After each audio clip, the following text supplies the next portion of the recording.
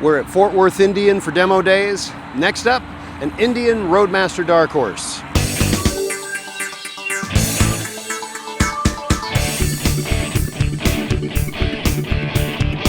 Taking out a Roadmaster Dark Horse because I haven't had a demo ride one of these in a while. This bike's been around for a while. It's let's see, when Polaris took over Indian, their first model year was 2014, and in 2015 they introduced the Roadmaster, and it's gone through a couple of different trim levels, etc.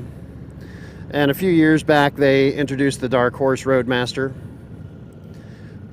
which is, it's blacked out engine, blacked out trim as opposed to the chrome.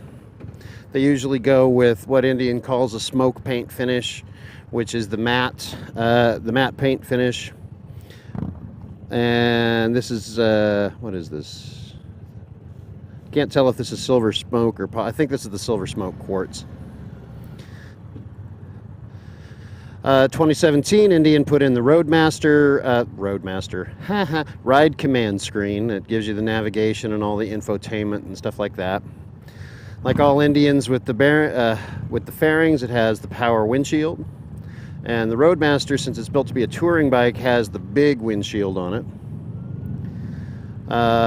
In more recent model years, they changed the fairing on the Roadmasters and Chieftains. And some folks say they look a little bit more street glide-esque, a little more Harley-esque, but I can't say that I disagree with that. But the classic Roadmaster look is still around on the regular Roadmaster. When they have the Roadmaster Limited and Dark Horse, they've got the fairing like this one has. But when you're on it, you can't tell. This bike's standard with the 116 cubic inch engine.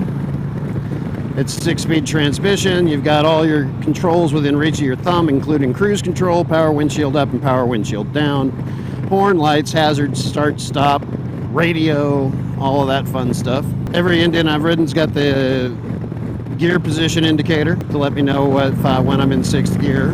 But the Roadmaster's very smooth. One of the new features that it's added in the last couple of years is the Climacool Seat, which is not just a heated saddle, but it's also a cooled saddle. So on the hot days, you get a little bit of air conditioning for your seat that's touching the saddle. Kind of make things a little more comfortable on longer rides. The Roadmaster is the full touring bike, fully dressed out bike that's got the trunk for luggage. Got these hard lowers that are kind of standard, and so as a result, if you take the lowers off, what you have for the engine guard is a mustache bar. And somebody's having a bad day. Looks like a Jeep has broken down on the side of the road. We've passed him before, but now there's a tow truck out to do a rescue, so hey, good for them. When they moved into the Limited and Dark Horse versions of the Roadmaster, the gauges, they went with the black.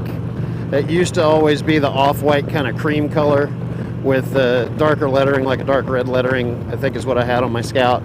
And I don't know, I just kind of like the black gauge with the white lettering on it a little better.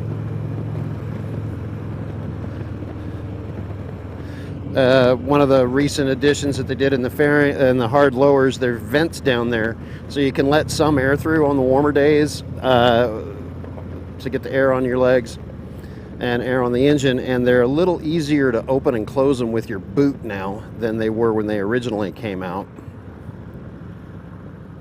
So that's a change. I have a ride and review of the 2017 Roadmaster from when the year that it first came out with the ride command, and I haven't put an updated one on for the Roadmaster since then. So this is 5 model years later, and that's kind of the differences. The vents are better. The seat is now heated and cooled. And the engine is the big one, is standard with the 116. So I don't even remember what model year it was that Indian first came out with the 116 big bore kit. but I think in the 21 model year, or it might be 2020, I'm not 100% sure, Indian made the 116 standard on some of the bikes. So this is the engine that Indian calls the Thunderstroke engine. It's an air-cooled V-twin. When Polaris first came out with the bikes, it was a 111 cubic inch. And then they came out with the 116. And so the 116 engine is on the bikes like the Roadmaster and the Chieftain Limited, Chieftain Dark Horse. Should be on all levels of Roadmaster, I think. The 111 is still on the Chief and the Super Chief. But if you go with like a Super Chief Limited or a Chief Dark Horse or Bobber Dark Horse, they'll have the 116 engine in them. So the 111 is still around, and the 116 is the same motor, it just has a bigger cylinder bore. All of the Thunderstrokes are air-cooled bikes, which is a large chunk of the Indian lineup, but they do have some liquid-cooled bikes in the lineup now beyond the Scout. They've got the Scout, the FTR, Challenger, and the Pursuit that are liquid-cooled if that's more your thing. But if you want an air-cooled bike, you can still have it in a big V-twin with all the dressing.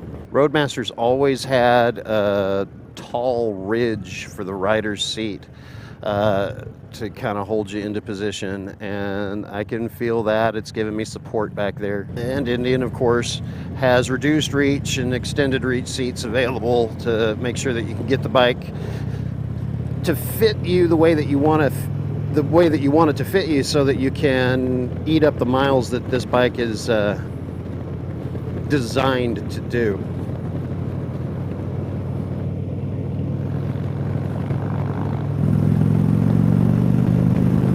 Now, if you're not used to a bike with a fork-mounted fairing, like on the Indian Roadmaster or Chieftain or the Harley-Davidson Street Glide for that matter, the dashboard's really close to you. You can easily access the screen, you can see the gauges and all of that. If you don't have any kind of fairing on your bike, that might take a little getting used to, but the gauges will be a little higher than if it was a tank-mounted gauge. Compared to a bike with a frame-mounted fairing, the gauges will be further away. And it just depends on what you're used to. If I had gotten a Chieftain instead of a Springfield or a Challenger, I'd be used to this. This bike would feel like home. I have the Challenger, which is the frame-mounted fairing. So with these gauges where they're at, the bike feels a little claustrophobic to me.